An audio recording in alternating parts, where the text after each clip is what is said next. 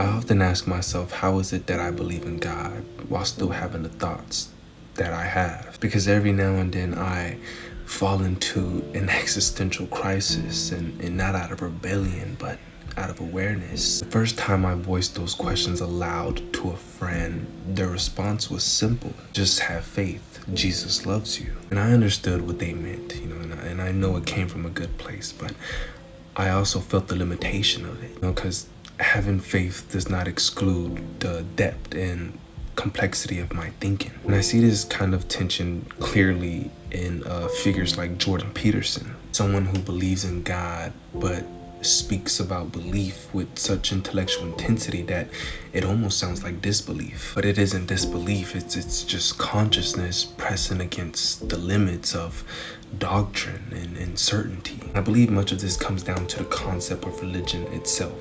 Religion in practice doesn't necessarily teach you how to think, rather it teaches you how to act. It gives structure, ritual, moral order, and it's not necessarily a flaw. But when someone begins to ask questions that fall outside of rehearsed answers, those who are deeply attached to religion often respond instinctively, not necessarily with their own thinking, but with what they were taught to say. So when my thoughts are revealed, they sound boring, not because they reject God, but because they refuse simplification. I believe in God, and I believe in the Bible, and I also understand that God is far larger than the Bible. I have faith, but faith to me is not blindness. It's trust in something vast enough to withstand scrutiny. Because God is infinite, and my questions do not threaten him. They only reveal the limits of my understanding. Questioning why the world is the way it is does not weaken my belief. Rather, I believe it deepens it. And I just refuse to pretend that